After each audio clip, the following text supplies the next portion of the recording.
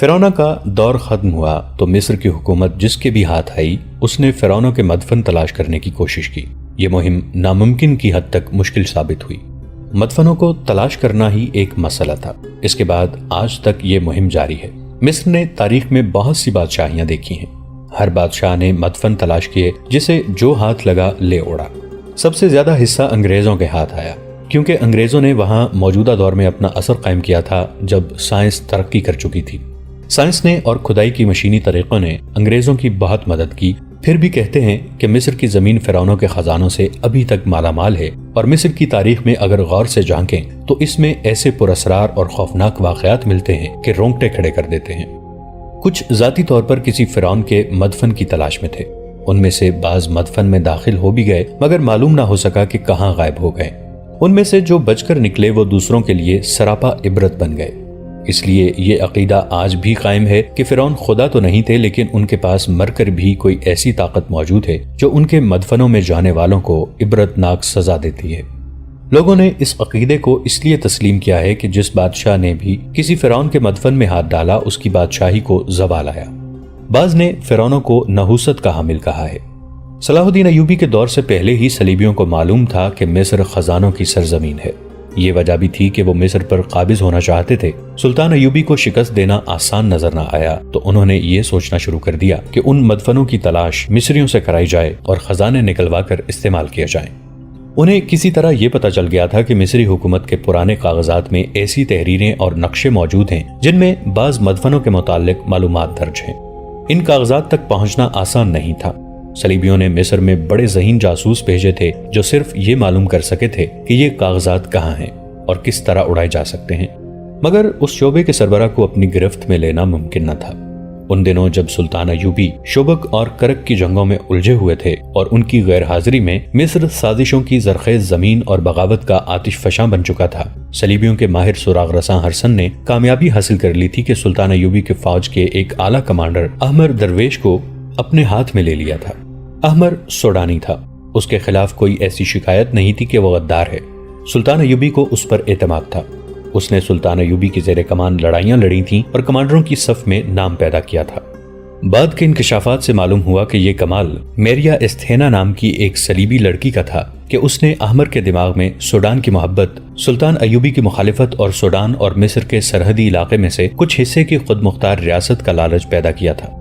وہ تھا تو مسلمان، لیکن صلیبیوں نے اس کے دماغ میں ڈال دیا تھا کہ وہ پہلے سوڈانی اور بعد میں مسلمان ہے۔ اب چونکہ نور الدین زنگی نے کرک کا قلعہ توڑ لیا تھا اور سلطان ایوبی مصر میں غداروں کا قلعہ کم کر رہے تھے، احمد درویش نے صلیبی جاسوسوں کے ساتھ کئی ایک ملاقاتیں کر لی تھیں۔ اس نے کسی کو شک تک نہیں ہونے دیا تھا کہ وہ دشمن کے ساتھ ساز باز کر رہا ہے۔ اس نے مرکزی دفاتر میں اتنا اثر و رسوخ پیدا کر رکھا تھا کہ وہ پرانی دستاویزات تک پہنچ گیا۔ وہاں سے اس نے جو کاغذات چوری کرائے ان میں بظاہر اوٹ پٹانگ سی لکیروں کا ایک نقشہ تھا، دراصل یہ کاغذات نہیں، کپڑے اور کاغذ کے درمیان کوئی شے تھی۔ ایسے ہی چند ایک اور کپڑے یا کاغذ تھے جن پر فرعونوں کے وقتوں کی عجیب و غریب تحریریں تھیں جنہیں پڑھنا اور سمجھنا ممکن نظر نہیں آتا تھا، یہ کسی کو دکھائی بھی نہیں جا سکتی تھی۔ بہرحال کسی طرح ان تحریروں کے معنی واضح کر لیے گئے۔ انکشاف یہ ہوا کہ قاہرہ سے تقریباً 18 کوس دور ایک پہاڑی علاقہ ہے جو خوفناک ہے، بیکار ہے اور جس کے اندر شاید درندے بھی نہیں جاتے ہوں گے۔ اس کے اندر کہیں ایک فرعون کا مدفن ہے۔ یہ نہیں کہا جا سکتا تھا کہ یہ تحریر کہاں تک صحیح اور بامانی ہے۔ اس میں لکیروں میں ہاتھ سے بنی ہوئی چند ایک تصویریں بھی تھیں۔ کہانی کا کچھ حصہ ان تصویروں میں چھپا ہوا تھا۔ احمر نے قسمت آزمائی کا فیصلہ کر لیا تھا۔ اس فرعون کا نام رمیسس دوم تھا۔ اس کے مدفن کی تلاش اور کھدائی کے لیے صلیبیوں نے قاہرہ میں چند ایک ہوشیار، دانشمند اور جفاکش جاسوس بھیج دیے تھے۔ ان کا سربراہ مارکونی اطالوی تھا جسے سیاحت اور کوہ پیمائی کا تجربہ تھا۔ احمر نے ان آدمیوں کو کامیابی سے بہروپ چڑھا دیے تھے کہ قاہرہ میں انہیں کوئی پہچان نہیں سکتا تھا۔ دو کو تو اس نے اپنے گھر میں ملازم رکھ لیا تھا۔ اس کے عوض احمر درویش سے یہ سودا طے ہوا تھا کہ وہ مدفن سے زر و جواہرات نکالے، انہیں اپنے پاس رکھے، سلطان ایوبی کے خلاف تخریبی کارروائی میں استعمال کرے اور فدائیوں کو منہ مانگی اجرت دے۔ سلطان ایوبی کو قتل کرائے اور جب مصر صلیبیوں یا سوڈانیوں کے قبضے میں آ جائے گا تو اسے ایک خود مختار ریاست بنا دی جائے گی جس میں کچھ حصہ سوڈان کا اور کچھ مصر کا شامل ہوگا۔ اسے یہ بھی کہا گیا کہ اس تلاش کے دوران اگر سلطان ایوبی صلیبیوں پر یا سوڈانیوں پر حملہ کرے تو احمر اپنے زیر کمان دستوں کو سلطان ایوبی کی جنگی چالوں کے خلاف استعمال کرے۔ احمر درویش کا دماغ اتنے بڑے لالچ کے جادو کی گرفت میں آ چکا تھا اور اس نے مارکونی کو ان 2 صلیبیوں کے ساتھ جو اس کے نوکروں کے بحروپ میں اس کے گھر میں تھے نقشے دے کر مدفن کی تلاش کی مہم پر روانہ کر دیا تھا۔ ایک جاسوس کی وساطت سے اس نے ہرسن کو اطلاع بھیج دی تھی کہ تلاش شروع ہو چکی ہے۔ ہرسن نے اس کانفرنس میں صلیبی حکمرانوں وغیرہ کو بتا دیا تھا کہ اگر یہ مدفن بے نقاب ہو گیا تو اس سے برآمد ہونے والی دولت سے مصر کی جڑیں مصریوں کے ہی ہاتھوں کھوکھلی کر دی جائیں گی۔ 1174 عیسوی کی پہلی سہ ماہی کے آخری دن تھے۔ قاہرہ سے 18 کوس دور ایک جگہ 3 اونٹ کھڑے تھے۔ ہر اونٹ پر ایک آدمی سوار تھا۔ ان کے چہرے ڈھکے ہوئے تھے۔ ایک سوار نے چوغے کے اندر سے ایک گول کیا ہوا چوڑا کاغذ نکالا، اسے کھول کر غور سے دیکھا اور اپنے ساتھیوں سے کہا، جگہ یہی ہے۔ اس کے اشارے پر تینوں اونٹ آگے چل پڑے۔ 2 ٹیلے آمنے سامنے دیواروں کی طرح کھڑے تھے، ان کے درمیان ایک اونٹ گزرنے کا راستہ تھا۔ تینوں ایک قطار میں اندر چلے گئے۔ اندر کی پہاڑیوں کی شکل و صورت ایسی تھی جیسے کوئی بہت ہی وسیع عمارت ہو جس کی چھتیں غائب ہوں۔ ریت کے لامحدود سمندر میں یہ پہاڑی علاقہ 3-4 میلوں میں پھیلا ہوا تھا۔ باہر ٹیلے اور چٹانیں تھیں، ان کے پیچھے سخت مٹی کی پہاڑیاں اور ان سے پیچھے ٹوٹی پھوٹی دیواروں کی طرح پہاڑیاں تھیں جن میں بعض بہت چوڑے اور گول ستونوں کی طرح 1000 فٹ بلندی تک گئی ہوئی تھیں۔ سورج غروب ہونے کے بعد جب شام ابھی گہری نہیں ہوئی تھی، یہ علاقہ بہت سے بھوتوں کی طرح نظر آیا کرتا تھا۔ اس کے اندر جانے کی کسی نے کبھی جرت نہیں کی تھی۔ کوئی جرت کرتا بھی تو کیوں کرتا؟ اندر جانے کی کسی کو کبھی ضرورت ہی نہیں پڑی تھی۔ صحرا کے مسافروں کی ضرورت صرف پانی ہوا کرتی ہے۔ ایسے خشک پہاڑوں اور چٹانوں کے اندر جو دن کے وقت دور سے شعلوں کی طرح نظر آتے تھے، پانی کا ذرا سا دھوکہ بھی نہیں ہو سکتا تھا۔ یہ جگہ کسی راستے میں بھی نہیں پڑتی تھی، میلوں دور سے نظر آنے لگتی تھی۔ لوگ اس کے متعلق کچھ ڈراؤنی سی کہانیاں سنایا کرتے تھے، جن میں ایک یہ تھی کہ یہ شیطان بدروحوں کا مسکن ہے۔ خدا نے جب آسمان سے شیطان کو دھتکارا تھا تو شیطان یہیں اترا تھا۔ اس علاقے کی چونکہ فوجی اہمیت بھی نہیں تھی، اس لیے فوجوں نے بھی کبھی اس کے اندر جانے کی ضرورت محسوس نہیں کی تھی۔ ایسے علاقے کے اندر ریت، موت اور صحرائی درندوں کے سوا اور ہو ہی کیا سکتا تھا؟ اس ہولناک خطے کی تاریخ میں غالباً یہ پہلے 3 انسان تھے جو اس کے اندر چلے گئے۔ انہیں وہیں جانا تھا کیونکہ ہزاروں سال پرانا نقشہ اسی جگہ کی نشاندہی کر رہا تھا۔ صرف ایک لکیر شک پیدا کر رہی تھی۔ یہ ایک ندی کی لکیر تھی، مگر وہاں کوئی ندی نہیں تھی۔ اب اس کی جگہ ایک بڑا ہی لمبا نشیب نظر آتا تھا جس کی چوڑائی 12-14 گز تھی۔ اس کے اندر کی ریت کی شکل و صورت بتاتی تھی کہ صدیوں پہلے یہاں سے پانی گزرتا رہا ہے۔ اسی نشیب نے جو قریب ہی کہیں ختم ہونے کی بجائے دریائے نیل کی طرف چلا گیا تھا، شتر سواروں کو یقین دلایا کہ وہ جس جگہ کی تلاش میں ہیں وہ یہی ہے۔ ان سواروں میں سے ایک مارکونی اطالوی تھا اور 2 اس کے ساتھی۔ تینوں صلیبی تھے۔ انہیں سلطان ایوبی کے ایک کمانڈر احمد درویش نے فرعون رمیسس دوم کے مدفن کی تلاش کے لیے بھیجا تھا۔ نقشے کے مطابق وہ صحیح جگہ پر آ گئے تھے۔ اب اندر جا کر یہ دیکھنا تھا کہ یہ جگہ کس حد تک صحیح ہے۔ مارکونی نے اپنے ساتھیوں سے کہا کہ اپنے آپ کو خدا سمجھنے والے فرعون اپنی آخری آرام گاہ ایسے جہنم میں بنانے کی سوچ بھی نہیں سکتے تھے۔ احمر اور ہرسن نے ہمیں ایک بیکار آزمائش میں ڈال دیا ہے۔ اس کے ساتھیوں نے اسے اپنا کمانڈر سمجھتے ہوئے کوئی مشورہ نہ دیا۔ وہ حکم کے پابند تھے۔ مارکونی سخت جان صلیبی تھا، ہمت ہارنے کا قائل نہ تھا۔ وہ آگے آگے چلتا رہا۔ وہ جوں اندر جا رہے تھے، چٹانوں کی شکلیں بدلتی جا رہی تھیں۔ ان کا رنگ گہرا بادامی بھی تھا، کتھئی بھی، اور کہیں کہیں ان کا رنگ مٹیالہ لال بھی تھا۔ ان میں ریتلی سلوں کی چٹانیں تھیں اور مٹی کے سیدھے کھڑے ٹیلے بھی۔ ڈھلانوں سے ریت بہتی نظر آتی تھی۔ بہت آگے جا کر یہ وادی بند ہو گئی۔ مارکونی نے دائیں طرف دیکھا، ایک ٹیلا درمیان سے اس طرح پھٹا ہوا تھا جیسے زلزلے نے دیوار میں شگاف کر دیا ہو۔ شگاف میں جھانکا، یہ ایک گلی تھی جو دور تک چلی گئی تھی۔ اونٹ کا گزرنا مشکل نظر آتا تھا۔ مارکونی نے اپنا اونٹ شگاف کی گلی میں داخل کر دیا۔ اس کے گھٹنے دونوں طرف ٹیلوں کی دیواروں سے لگتے تھے۔ اس نے ٹانگیں سمیٹ کر اونٹ کی کوہان پر رکھ دی۔ پچھلے سواروں نے بھی ایسا ہی کیا۔ اونٹوں کے پہلو دائیں بائیں لگتے تھے تو مٹی نیچے گرتی تھی۔ ٹیلا 2 حصوں میں کٹ کر دور اوپر تک چلا گیا تھا۔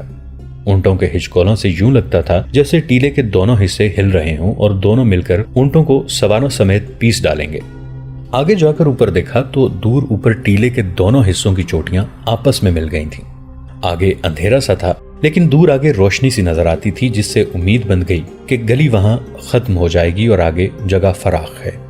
گلی نے اب سرنگ کی صورت اختیار کر لی تھی جس میں اونٹوں کے پاؤں کی آوازیں ڈراؤنی سی گونج پیدا کر رہی تھیں۔ مارکونی بڑھتا گیا۔ وہاں یہی ایک راستہ تھا، اس لیے غلطی کا امکان کم تھا۔ سامنے روشنی کا جو دھبا سا تھا وہ پھیل رہا تھا، سرنگ ختم ہو رہی تھی، اور جب وہ سرنگ کے دہانے پر پہنچے تو معلوم ہوا کہ اونٹ سواروں سمیت نہیں گزر سکیں گے۔ سوار اونٹوں کی گردنوں پر آ کر نیچے اترے کیونکہ پہلوں سے نہیں اترا جا سکتا تھا۔ اونٹوں کو بڑی مشکل سے باہر نکالا گیا۔ آگے دیکھا تو چاروں طرف کسی پرانے قلعے کی بڑی ہی بلند دیواریں نظر آئیں، مگر یہ قلعہ قدرتی تھا۔ پہاڑوں کی شکل ایسی تھی کہ 300-400 گز تک ڈھلان تھی اور وہاں سے پہاڑیاں سیدھی اوپر کوٹ گئی تھیں، بعض اونچی تھیں، بعض کم بلند۔ معلوم ہوتا تھا جیسے یہ جگہ ہر طرف سے بند ہو۔ گھوم پھر کر دیکھا تو ایک پہاڑی کے ساتھ اتنی جگہ تھی جس پر پیدل چلا جا سکتا تھا۔ مارکونی نے اونٹوں کو وہیں بٹھا دیا اور پیدل چل پڑے۔ پہاڑی گولائی میں ہو گئی تھی، پاؤں جما کر رکھنا پڑتا تھا کیونکہ ریت اور مٹی تھی جس سے پاؤں ڈھلان کی طرف ہو کر گر سکتا تھا۔ یہ دراصل کوئی باقاعدہ رستہ نہیں تھا، چلنے کی صرف جگہ تھی۔ زمین اور ٹیلے بتا رہے تھے کہ صدیوں سے کسی انسان نے قدم نہیں رکھا۔ یہ چلنے کی جگہ یا راہ آگے کو گئی تو مارکونی اور اس کے ساتھیوں کے دل اچھل کر حلق تک آ گئے۔ ڈھلان سخت ہو گئی تھی اور نیچے جا کر کسی بڑی ہی اونچی دیوار کی منڈیر بن گئی تھی۔ دائیں طرف پہاڑی تھی جس کے پہلو میں وہ قدم جما کر چل رہے تھے، مگر بائیں طرف زمین دور نیچے چلی گئی تھی۔ یہ ایک بڑی وسیع اور بہت ہی گہری کھائی تھی، وہاں گرنے کا نتیجہ صرف موت تھا۔ کھائی کے دوسرے کناروں پر اسی طرح کے پہاڑ تھے جس کے ساتھ ساتھ وہ چل رہے تھے۔ ایسے خطرناک مقام پر آ کر مارکونی کے ایک ساتھی نے اس سے پوچھا، کیا تمہیں یقین ہے کہ ریمیسس فرعون کا جنازہ اس جگہ سے گزارا گیا ہوگا؟ احمر درویش نے یہی راستہ بتایا ہے، مارکونی نے کہا۔ جہاں تک میں نقشے کو سمجھ سکا ہوں ہمارے گزرنے کا راستہ یہی ہے۔ ریمیسس کا تابوت کسی اور طرف سے گزارا گیا تھا، ہمیں وہ راستہ معلوم کرنا ہے۔ وہ کوئی خفیہ راستہ تھا جو صدیوں کی آندھیوں اور زمین کی تبدیلیوں نے بند کر دیا ہوگا۔ اگر وہ راستہ مل گیا تو ہم مدفن تک پہنچ جائیں گے۔ اگر زندہ رہے تو میں اس کے متعلق یقین تو نہیں دلا سکتا، مارکونی نے کہا۔ یہ یقین دلا سکتا ہوں کہ مدفن مل گیا تو تم دونوں کو مالا مال کر دوں گا۔ راستہ چوڑا ہو گیا اور کھائی ختم ہو گئی۔ اب وہ ایسی پہاڑیوں کے دامن میں جا رہے تھے جن کے دہن ملے ہوئے تھے، مگر کچھ ہی دور آگے پہاڑیاں مل گئی تھیں۔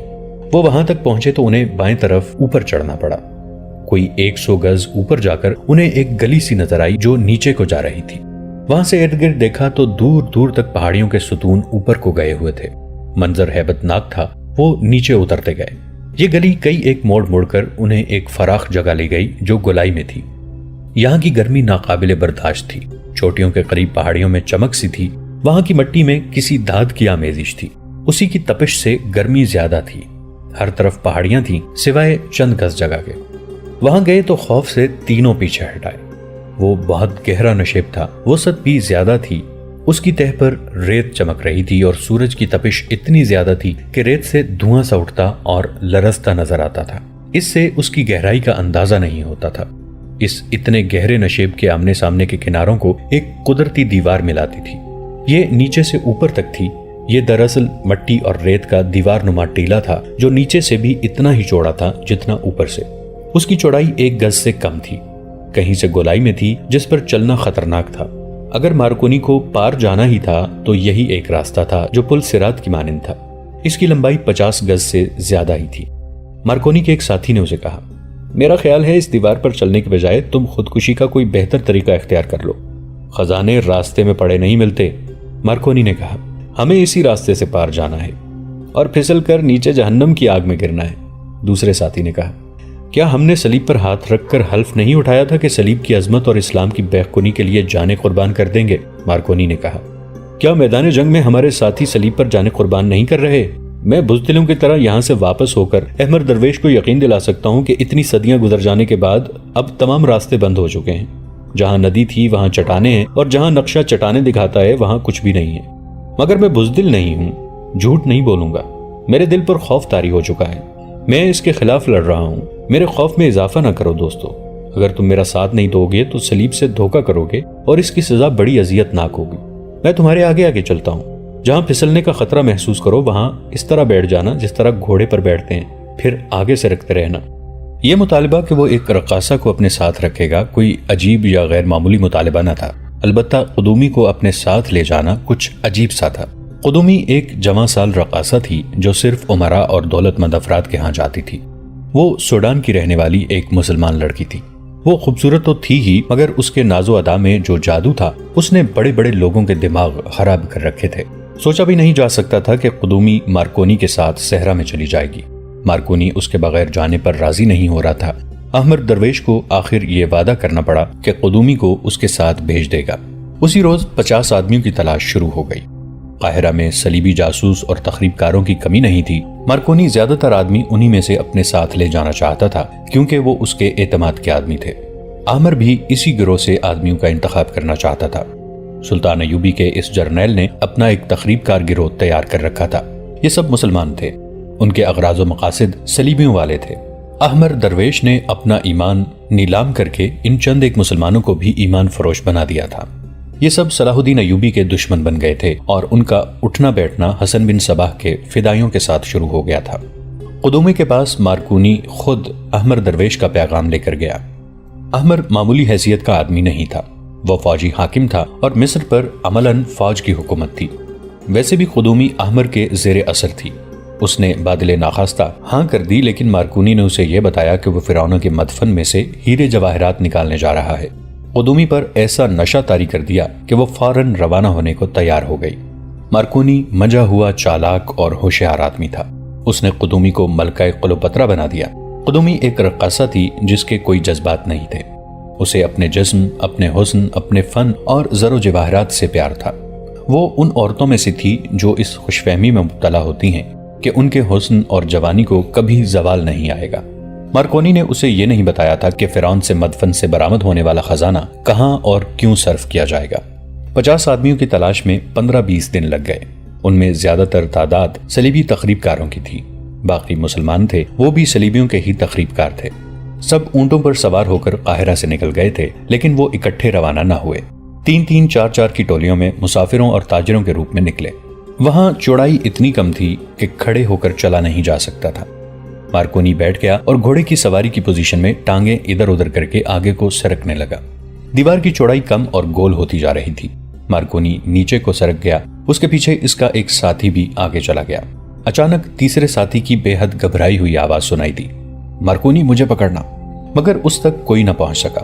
وہ ایک طرف لڑک گیا تھا، کوئی سہارا نہ ہونے کی وجہ سے وہ گر پڑا۔ اس کی چیخیں سنائی دیتی رہیں جو دور ہی دور ہوتی چلی گئیں۔ پھر دھمک کی آواز آئی اور چیخیں بند ہو گئیں۔ انجام ظاہر تھا۔ مارکونی نے نیچے دیکھا، کچھ بھی نظر نہیں آتا تھا۔ گر کر مرنے والے کی چیخوں کی گونج ابھی تک اس دہشتناک ویرانے میں بھٹک رہی تھی۔ مجھے اپنے ساتھ رکھو مارکونی، دوسرے ساتھی نے کہا۔ اس کی آواز کانپ رہی تھی۔ میں ایسی موت نہیں مرنا چاہتا۔ مارکونی نے اس کا حوصلہ بڑھایا اور آگے بڑھنے لگا۔ دیوار اوپر اٹھ رہی تھی۔ مارکونی بیٹھے بیٹھے آگے سرکتا گیا۔ رونے کی آوازیں بدستور آ رہی تھیں اور ان کے تیسرے ساتھی کی چیخوں کی گونج اس طرح بھٹک رہی تھی جیسے اوپر جا کر ان کے اوپر منڈلا رہی ہو۔ دیوار کچھ چوڑی ہو گئی۔ مارکونی نے گھوم کر اپنے ساتھی کا ہاتھ پکڑا اور اسے اوپر کر لیا۔ آگے وہ ذرا اطمینان سے چل سکتے تھے، لیکن ہوا کے جھونکے اتنے تیز تھے کہ ان کے لیے توازن قائم رکھنا ذرا مشکل تھا۔ وہ آہستہ آہستہ بڑھتے گئے اور دیوار ختم ہو گئی۔ آگے زمین اور پہاڑیاں کچھ سخت تھیں۔ 2 چٹانوں کے درمیان تنگ سا راستہ تھا، وہ اس میں داخل ہو گئے۔ مارکونی کے ساتھی نے اس سے پوچھا، جیفر مر چکا ہوگا، اسے بچایا یا دیکھا نہیں جا سکتا؟ مارکونی نے اس کی طرف دیکھا، آہ بھری اور نفی میں سر ہلایا۔ اس کی آنکھوں میں آنسو آ گئے۔ اس نے کچھ کہے بغیر اپنے ساتھی کے کندھے پر تھپکی دی اور آگے چل پڑا۔ یہ بھی ایک گلی سی تھی جو فراخ ہوتی جا رہی تھی۔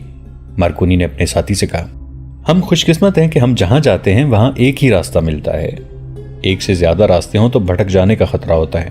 یہ گلی ختم ہو گئی۔ آگے جگہ کشادہ ہوتے ہوتے بہت ہی کھل گئی اور زمین اوپر کو اٹھتی گئی۔ ہوا ابھی تک تیز تھی۔